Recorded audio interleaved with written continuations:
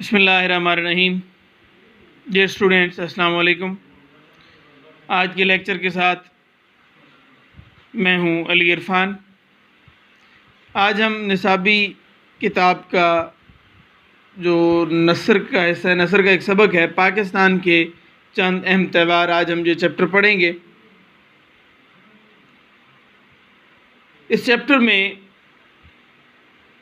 क्या क्या बातें डिस्कस की गई हैं, इस चैप्टर के अहम निकात क्या हैं, इस चैप्टर का खुलासा ये आज के लेक्चर में डिस्कस किया जाएगा, जबकि इसके मशकी सवालात और बकिया जो इस चैप्टर का हिस्सा होगा वो अगले लेक्चर में हम इंशाल्लाह कवर करेंगे।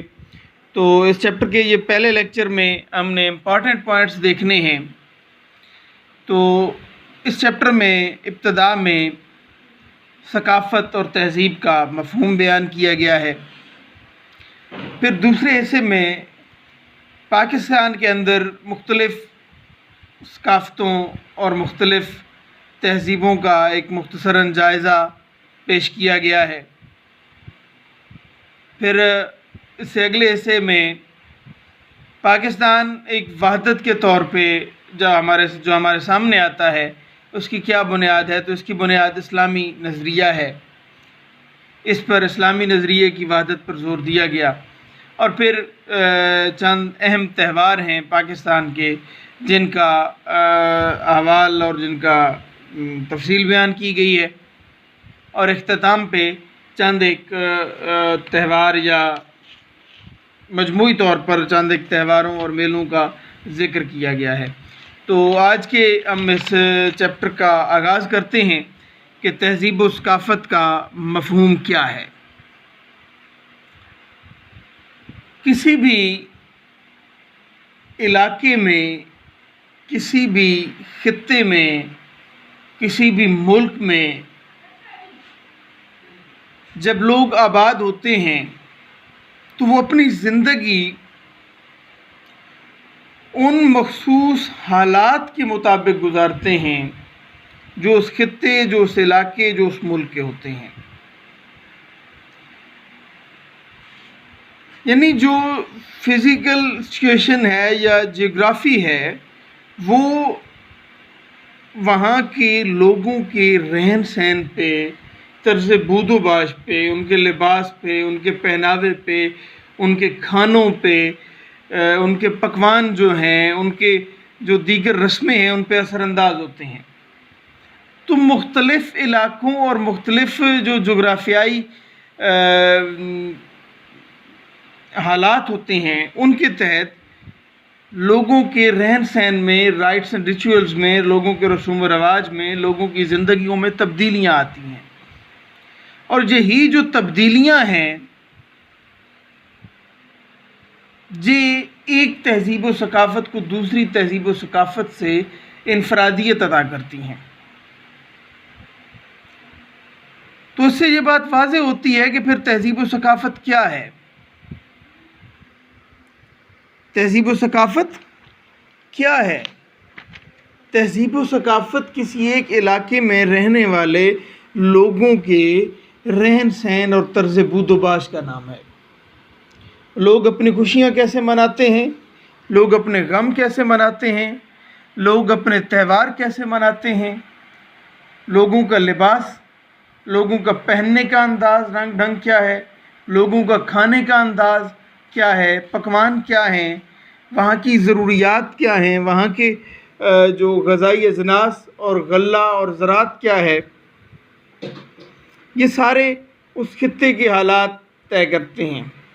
तो यही चीज़ें इंसान की तहज़ीब व सकाफ़त का हिस्सा हैं, यानी इंसान का रहन सहन, तर्ज़ बूदोबाश।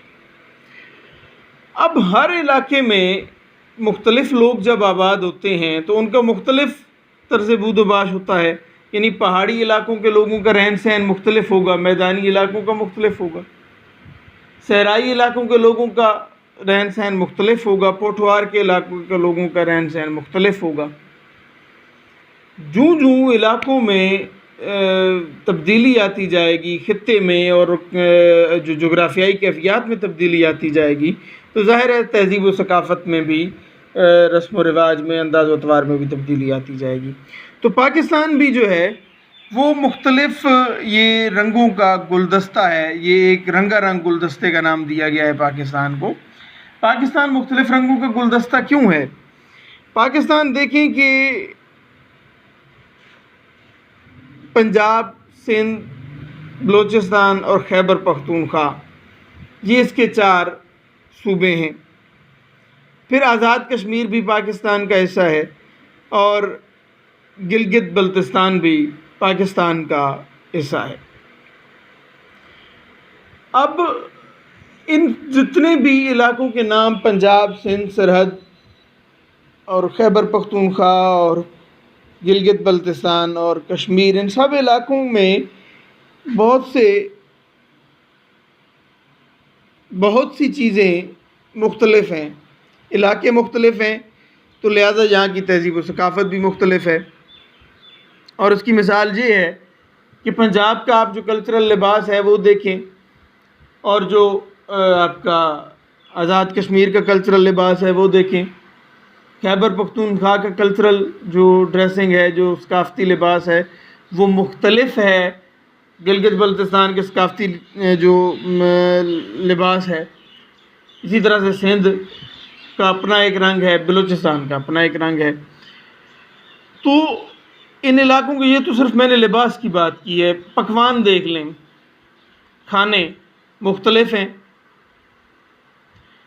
اچھا، خوشی اور غم کے موقع پہ جو روایات ہیں، جو رسوم ہیں، وہ دونوں تمام جگہوں کی مختلف ہیں۔ تو یہ علیحدہ علیحدہ رنگ کے پھول ہیں پنجاب اور سرحد اور یہ خیبر پختونخوا اور سندھ اور بلوچستان اور گلگت بلتستان اور کشمیر، یہ سارے ایک انفرادیت کے حامل پھول ہیں، اور ان ہر پھولوں کے اپنے رنگ ہیں اور اپنی خوشبوئیں ہیں۔ ہر ایک پھول کی اپنے رنگ اور اپنی خوشبو ہے۔ تو پاکستان ان سارے پھولوں سے مل کے بنا ہوا ایک گلدستہ ہے۔ یعنی پاکستان بحیثیت مجموعی ان تمام تہذیبوں اور تمام ثقافتوں کا آئینہ دار اور ان کا مظہر ہے۔ اب سوال یہاں پہ یہ پیدا ہوتا ہے کہ جب اتنی مختلف تہذیبیں ہیں تو پھر پاکستان میں وحدت، یعنی پاکستان ایک یونٹی بھی تو ہے، پاکستان ایک فیڈرل سسٹم ہے، ایک وفاقی نظام ہے، تو یہ متحد کس طرح سے ہے؟ اس میں وحدانیت کیا ہے؟ اس کی وحدت کی بنیاد کیا ہے؟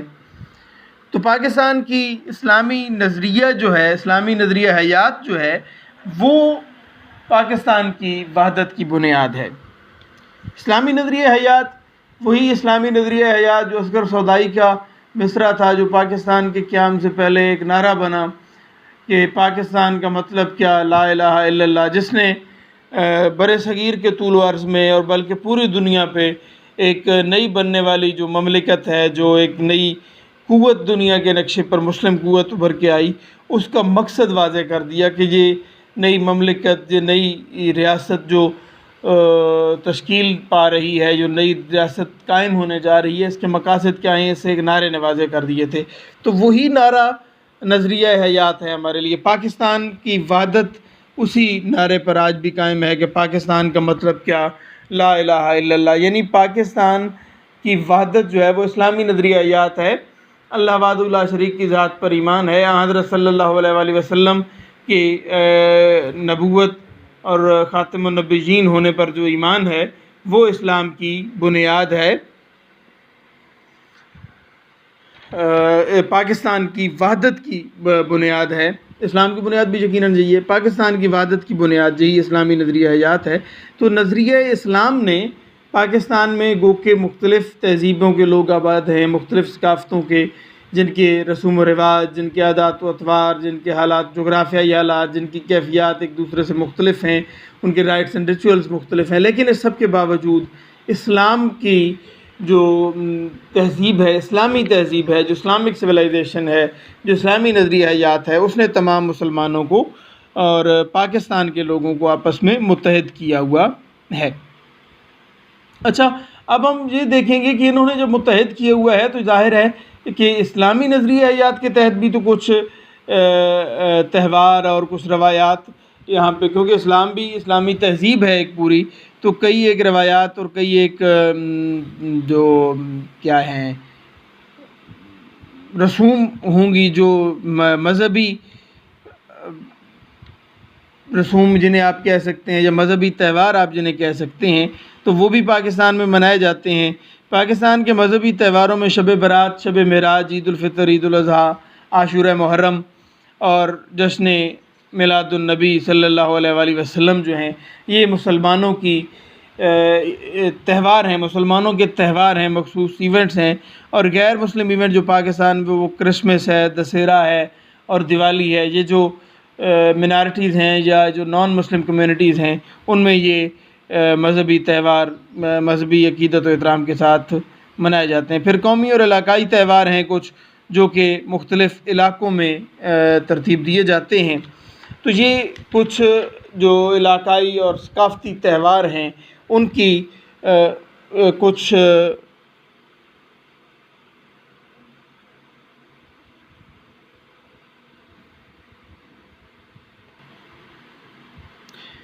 جی معذرت، درمیان میں سے گفتگو کا سلسلہ کٹ گیا تھا۔ جو میں بات کر رہا تھا، جو علاقائی اور ثقافتی تہوار ہیں جو پاکستان میں منائے جاتے ہیں، ان چند علاقائی اور ثقافتی تہواروں کی وضاحت جہاں پہ اب پیش کی جائے گی۔ پہلا ہے جی لوک ورثہ کا میلہ۔ پاکستان میں یہ جو چند اہم تہوار، پہلے 3 پوائنٹس ہم اس کے ڈسکس کر چکے ہیں، اور اب ہم اس کے جو امپارٹنٹ تہوار ہیں پاکستان میں، جو ثقافتی تہوار ہیں، ان کی وضاحت تفصیل جو بیان کی گئی ہے اس کے بارے میں ہم بات کر رہے ہیں۔ تو ایک لوک ورثہ کا میلہ ہے جو پاکستان میں منایا جاتا ہے، اور یہ لوک ورثہ کا میلہ پاکستانی تہذیب و ثقافت کے فروغ کے لیے قائم کیا گیا ادارہ جو لوک ورثہ ہے، اس کے زیر اہتمام اسلام آباد میں یہ منعقد کیا جاتا ہے، یہ میلہ لوک ورثہ کا میلہ۔ اور یہ سال میں ایک مرتبہ اکتوبر کے مہینے میں یہ میلہ کرایا جاتا ہے، اور اس میں لوگ اپنی جو علاقائی جو دستکاریاں ہیں، جو اس علاقے کی ثقافت کا مظہر ہوتی ہیں، وہ اس میلے میں پیش کی جاتی ہیں۔ مختلف علاقوں سے مختلف قسم کی دستکاریاں، ہینڈی کرافٹ، جو ہاتھ سے بنائی ہوئی چیزیں ہیں، وہ اس میلے میں پیش کی جاتی ہیں۔ کپڑے پہ جو کام کیا گیا ہوتا ہے، جو لکڑی پہ پچی کاری ہے، کشیدہ کاری جو لکڑی پہ اس پہ کپڑے پہ کی گئی ہوتی ہے، اور دیگر کئی طرح کے نمونے ہوتے ہیں جو اس لوک ورثہ کے میلے میں اسلام آباد میں نمائش کے لیے رکھے جاتے ہیں۔ اور یہ پاکستان کی تہذیب جو ہے، پاکستانی سویلائزیشن کی جو رنگا رنگی ہے، پاکستان کے اندر جو مختلف وہی اس گلدستے کے جو مختلف رنگ اور مختلف خوشبوؤں کے پھول ہیں، ان کی عکاسی اس میلے میں کی جاتی ہے۔ مختلف کلچر اور مختلف ان کو ظاہر کیا جاتا ہے، ثقافت کے مختلف رنگوں کو۔ دوسرا میلہ ہے میلہ مویشیاں۔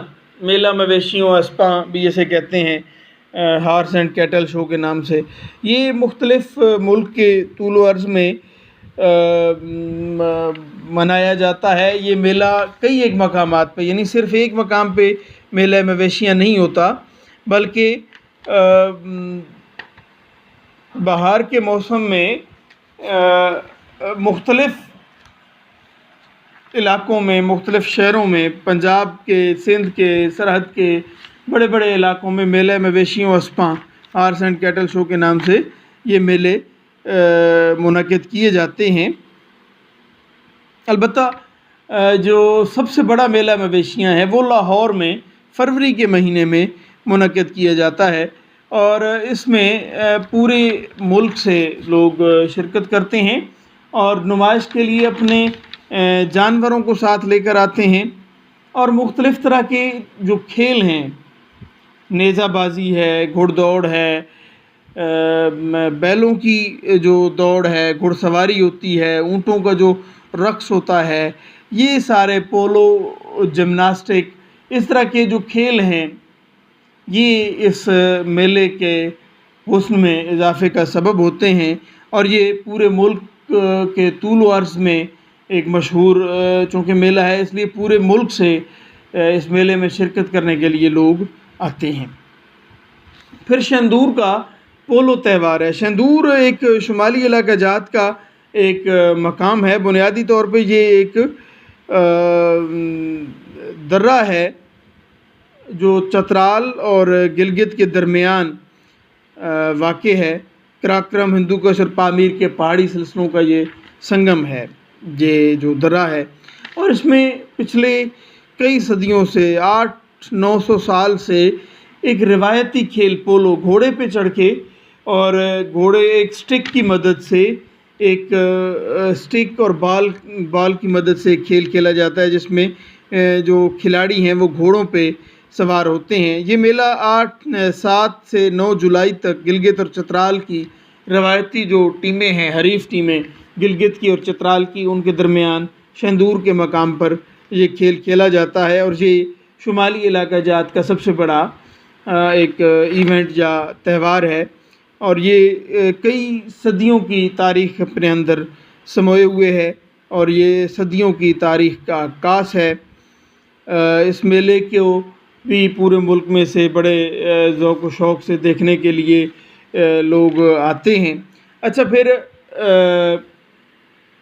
جب یہ میلہ یا یہ تہوار منایا جاتا ہے، کیونکہ یہ شندور کو پولو تہوار کے نام سے مشہور ہے، لیکن یہاں پہ صرف پھر پولو کا کھیل نہیں ہے، پھر ظاہر ہے ایک میلے کی کیفیت بن جاتی ہے، تو یہاں پہ اس میں لوگ مچھلی کا شکار کرنا اور گھوڑ سواری کرنا، اور پھر گلگت بلتستان جو ہمارے شمالی علاقہ جات ہیں، جو ناردرن ایریاز ہیں ہمارے، ان کے جو دستکاریاں ہیں اور ان کے فنکاروں کے جو فن کا مظاہرہ ہے وہ اس میلے میں پیش کیا جاتا ہے۔